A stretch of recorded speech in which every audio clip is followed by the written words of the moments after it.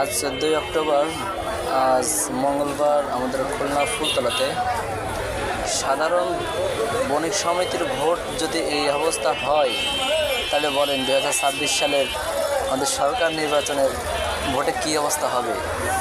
আমি সবার কাছে এটা একটু জানতে চাচ্ছি, সবাইকে কমেন্টে জানাবেন।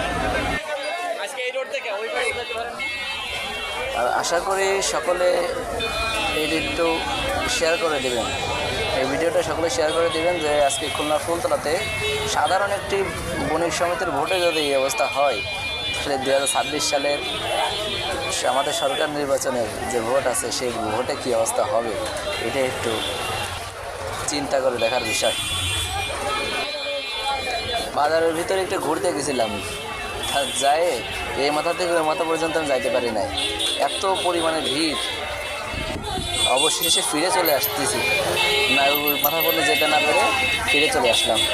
আসার পথে একজনকে দেখলাম শুয়ে থাকতে, সবাইকে দেখে চেনেন, দেখেন তো একটু পরে এসে আসবে, চিনতে পারেন কেউ? দেখেন তো।